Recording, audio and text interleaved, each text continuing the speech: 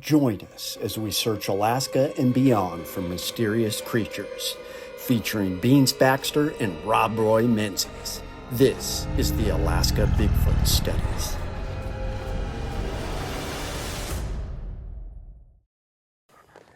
All right, well, we are at the residence of Beans Baxter at the Cosmic Hamlet by the Sea here in Homer, Alaska. Truly a magical place.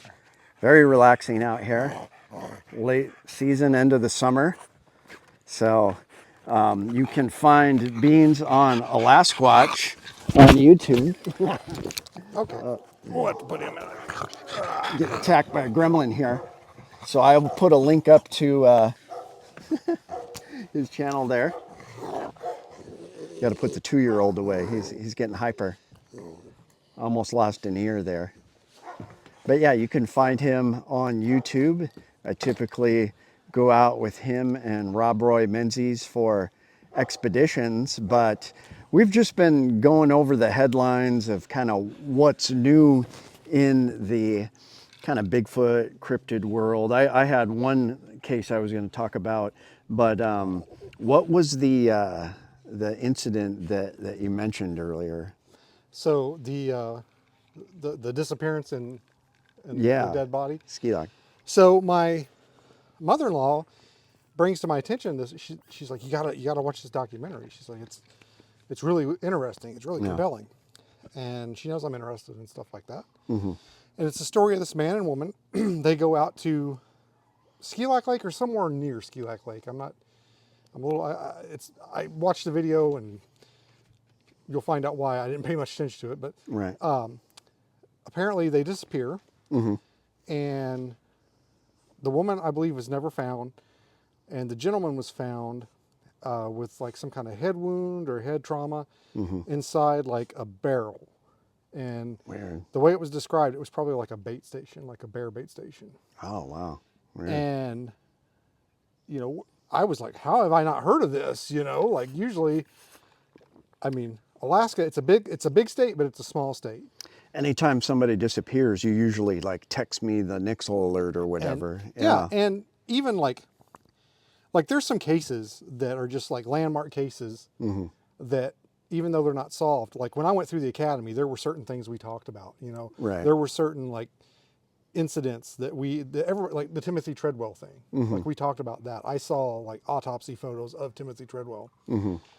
And for those of you that don't know, Beans is prior law enforcement, and that's why I like talking to him a lot too, because he's investigates Bigfoot, but he also has this background in law enforcement. So yeah, I'm like, how have I not heard about this, right? Right. So sounds like an interesting case. I start digging into it, and it turns out it's just a fabrication. It never happened. Okay. And I don't know if maybe it was written by AI or if it's somebody, but apparently it's being generated for content. Right. It's content generation. And I've known that kind of stuff goes on in the Bigfoot circles. I mean, anybody that has any like grounded grasp of reality knows that a lot of the scary Bigfoot stories, stuff like that, are not real. They're just generated for content. But now I was kind of surprised to find out that is creeping its way into like the true crime genre now, where it's like creepypasta for people that enjoy true crime. Yeah. So that is something that I didn't see coming, really. I'll be honest. I thought, how in the world, who would lie about people being murdered? It's not and they're trying to pass it off as a true story, not, not fictional. Right. And I was a little taken aback. I was like, wow, we've reached a new low here. There's not enough murders and disappearances to make content about. Now we have to make them up. Yeah, that's disappointing too, because Skilak Lake, that is a dangerous place. For those of you that don't know, I believe Skilak Lake is, it's maybe the second biggest lake or third biggest in the whole North America, I believe, because we've got Tustamina and then we've got Skilak is a very large lake, and it is such a big body of water that when the wind comes up, I've been on a boat, like a little Zodiac style inflatable on Skilak, and when the wind kicked up, the waves were actually dangerous. Yeah. Well, there was a gentleman that disappeared in Skilak Lake Okay. a few years ago. All right. I was actually, it was like spring, like April, Mayish probably, and I was on my way out there, and the road was in really bad shape. They don't maintain it, and I got hung up, and I ended up turning around and coming out. Like I didn't go back because I wanted to go in and either walk a trail like the Hidden Creek Trail, or something like that. Okay. And I ended up like going somewhere else. I was like, okay, the road's too crappy. It's the beginning of the season, breakups going on. The road is just all rutted up. So I ended up leaving and find out, like the day I went out there, this gentleman had, him and his girlfriend had been out there camping. Yeah. She had left and actually came here to Homer. She was working at the hospital. Worked a couple of days and didn't hear from him. And I guess went back to look for him, and he was gone. Okay. I think they found maybe their dog, but he was missing. And they still haven't found him. Like he's still missing to this day. Oh wow. And he went missing like the day I was trying to get out there. There's a few theories as to what happened. I think the most prevalent one is that he probably fell through the ice. It was still kind of iced up in some places, and he was probably trying to ice fish or fish from the ice and fell in. Of course, there's always the threat of bears out there. Like a lot of people have been mauled by bears out there.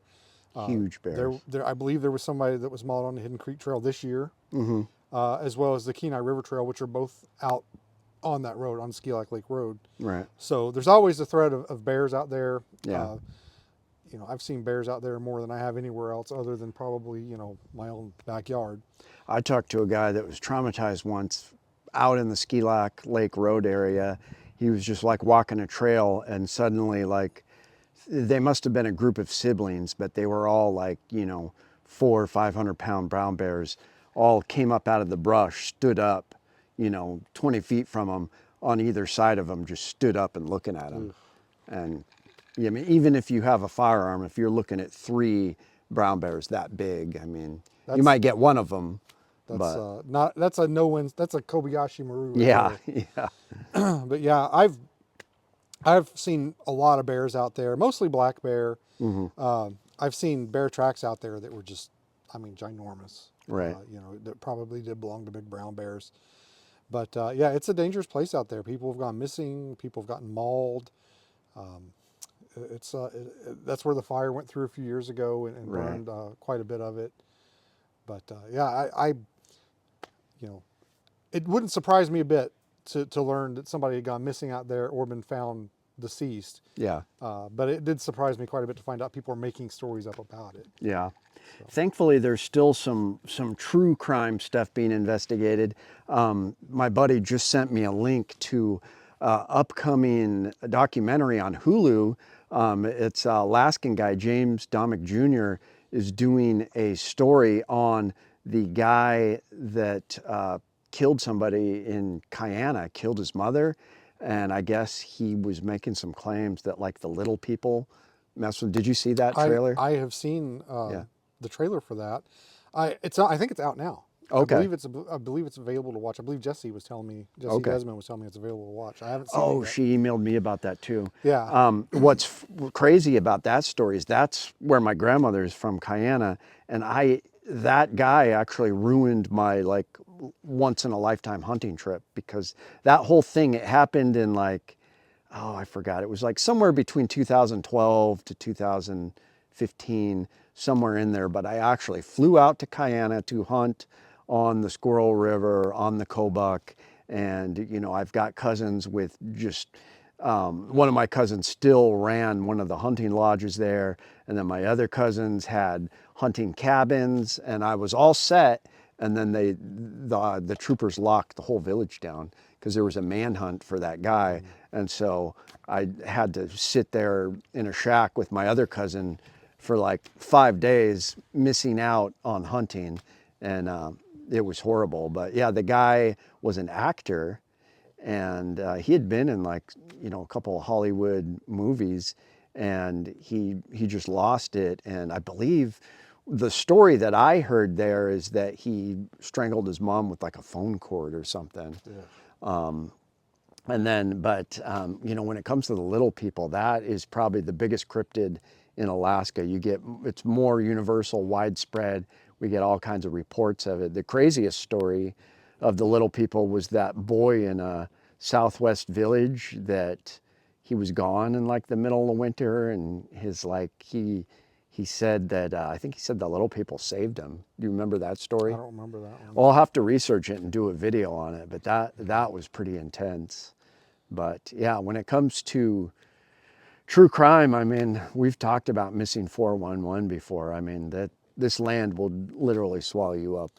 Yeah. I mean, it's so dangerous here. Yeah. Well, when I lived on St. Paul, I was a police officer out there. When I first came to Alaska, got into law enforcement, that's where I worked, was St. Paul Island. Okay. And the natives there, the Aleuts, they were terrified of the little people.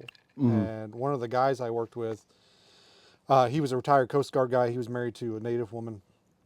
And, you know, there's not a lot to do out on St. Paul Island. Right. People would go out and drive around, you know, just trying to drive around the island. And one night they were out driving around, and, you know, the city is like on one corner of the island, and the rest of the island is pretty much uninhabited. There's nothing there. Right. And they were out driving down one of the roads that goes to the other end of the island. It's like 12 miles long by 8 miles wide. And they're driving along, and up on this ridge, they see these lights.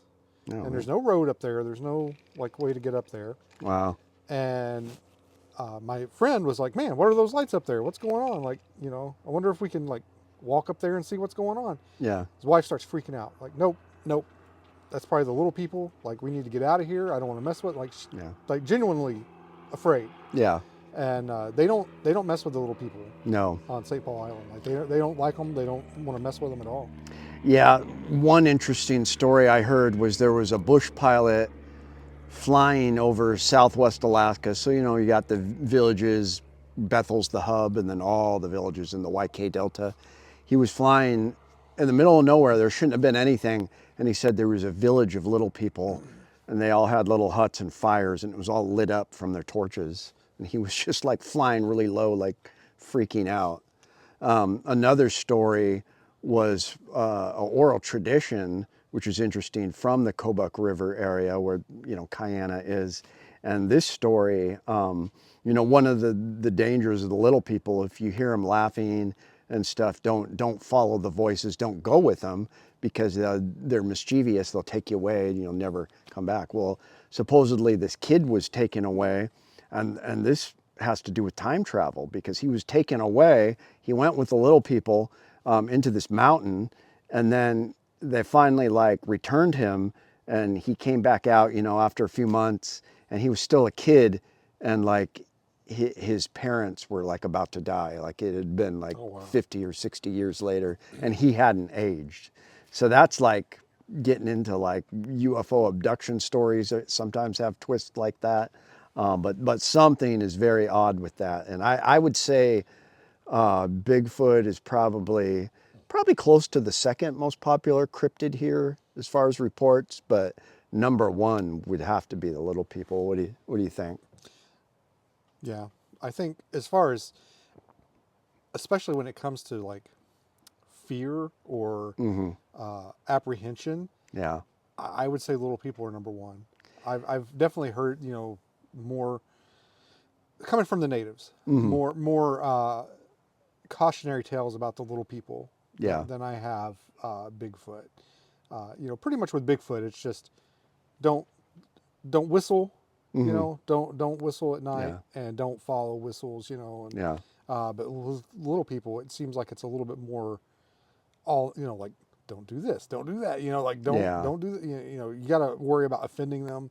You got to worry about insulting them and them like seeking revenge on you or taking you and all kinds of stuff. And it seems like they're a little bit more terrified of the little people than they are hairy man. And the sightings are so widespread. Like if you go to a village, it's not that hard to talk to somebody that's heard them. Like, I mean, it's pretty common. I've had cousins that have been out in the middle of nowhere and like, yeah, they heard little voices and stuff. It's pretty terrifying, but yeah, it's like something out of a horror movie. Yeah. But yeah, we should revisit this too. I'm going to watch that documentary, and we should kind of see what we think about that. I'd be interested just from like a law enforcement perspective, what you thought about the story. Yeah, I'm curious because also documentaries, it seems like they always have an out, not necessarily out and out like this is what happened, but Right. they always seems like they lean in a certain direction Mm-hmm. as to what this is, what we want you to believe. So Yeah. I'm gonna have to watch it and see what I come away with. Because I had a cousin that was a trooper, and he told me it was drugs. So you Yeah. Well, got it. typically But when I hear stories like that, when yeah. people say, "Oh, the devil made me do it," or you Mm-hmm. know, some spirit or some kind of creature was talking to me or something like that. Yeah. I mean, I'll be honest. That's usually the first place my mind goes. Is this Yeah. probably some kind of psychoactive, drug that this person's on, and it's having some kind of effect on them. Yeah. But if you listen to a lot of like modern day podcasts about PTSD and stuff like that, Mm-hmm. there's a lot of people out there, and they're advocating for the psychoactive, for the drugs, Right. the ayahuasca, stuff like that, and saying that it can really like help you get in touch with yourself and nature Your and inner murderer. yeah and like will basically fix you. Yeah. But that's a person that's broken that is looking for help. Right. What happens when a person that's broken and not looking for help takes that Right. stuff? Like what happens when you Yeah. just accidentally, people Yeah. are going on a journey, a healing journey. What Right. happens when you're taking those drugs recreationally Mm-hmm. and you just stumble upon that kind of stuff? Yeah. Yeah. Terrifying. All right. Well, we'll do a follow up. I got to make it down here more often. It's just been a great trip down in Homer. Be sure to check out a Squatch podcast on YouTube, and we'll see you guys next time.